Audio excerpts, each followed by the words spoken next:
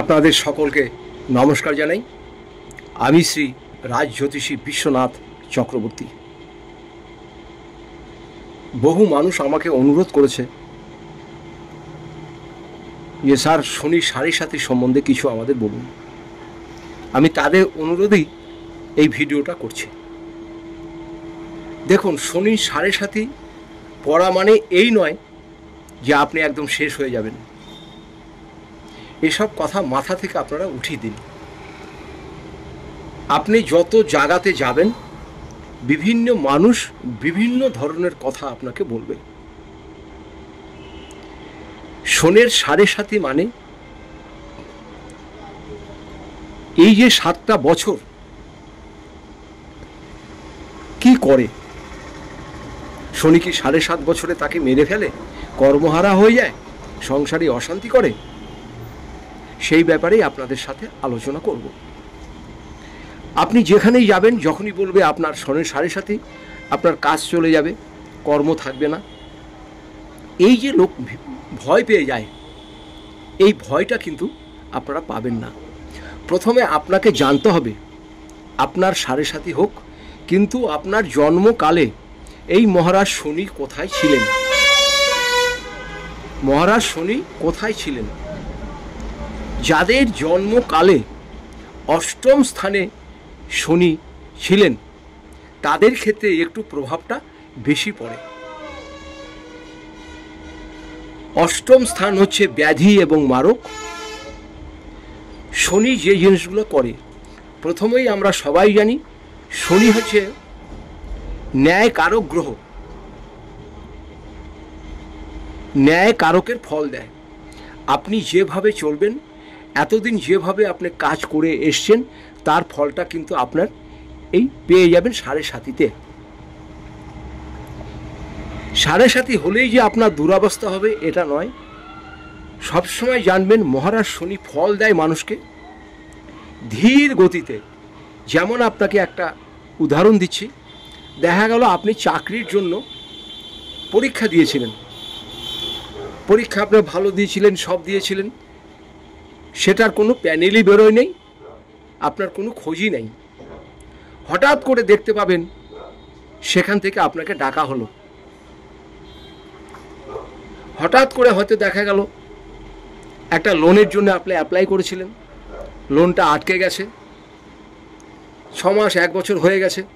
হঠাৎ করে দেখলেন আপনাকে হয়তো ম্যানেজার ডেকে পাঠালো, আপনি আসুন। শনি যখনই ফল দেবে একটু ধীর গতিতে ফল দেবে। শনি কাউকে মেরে ফেলে না, শনি কষ্ট দেয়। এই কষ্ট এই জন্য দেয়, আপনাকে বুঝিয়ে দেয় যে আপনি যে জিনিসগুলো বিগত দিনে করেছেন সেইগুলো আপনি আর করবেন না।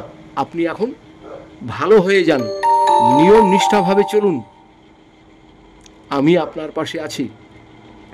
মহারাজ শনির জন্য শুধুমাত্র ছোট ছোট এই কাজটা করুন। যাদের শনি সাড়ে সাথী চলছে আপনারা ভয় পাবেন না, অযথা যেখানে সেখানে যে হাত দেখাবেন না, মন দুর্বল করে দেবে। আপনারা কি করবেন, শুধু বাড়িতে একটি পঞ্চমুখী হনুমান দেখবেন বসে আছে, পঞ্চমুখী হনুমান বসে আছে এরকম একটি ছবি আপনি বাড়িতে নিয়ে আসেন। সেই ছবিটাকে আপনি এমন একটা জায়গা লাগান, ঘরে ঢুকতেও যেন দেখা যায়, ঘর থেকে বের হতেও যেন দেখা যায়। পঞ্চমুখী হনুমান ছবি দাঁড়িয়ে নয়, বসে আছে, সেই ছবি একটি এনে আপনার বাড়ির ভিতরে এমন একটি জায়গা লাগান, সদস্যরা যখন বের হবে বা ঢুকবে সবার চোখে যেন ওই হনুমানজিকে দর্শন করায়। আর হনুমানজিকে যখনই আপনি ফটোটাকে টানাবেন, ফটোর নিচে আপনি একটি কি করবেন, লাল রঙের শালু কাপড় দিয়ে তার উপরে ফটোটা লাগাবেন, লাল রঙের শালু কাপড় দিয়ে তারপরে ফটোটা লাগাবেন। ফটো যেদিন লাগাবেন মঙ্গলবার দিন স্নান টান করে শুদ্ধ বস্ত্র পরে লাগাবেন। ঠাকুর ঘরেও আপনি লাগাতে পারেন, কিন্তু সদর জায়গাতে লাগালে এই জন্য ভালো হয়, সবাই যাবে, সবাই আসবে, আপনি দেখতে পারবেন চোখে। এটা করুন।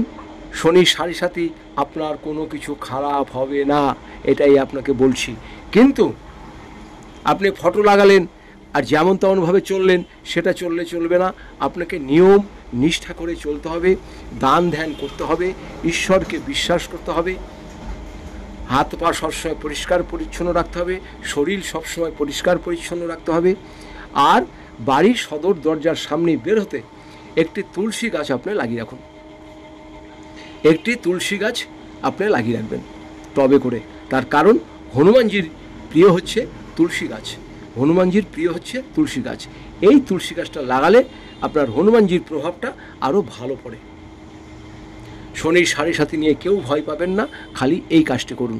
যদি এরপরে আরও কিছু জানতে হয়, আমার নিচের নাম্বারে আমাকে ফোন করে যোগাযোগ করবেন।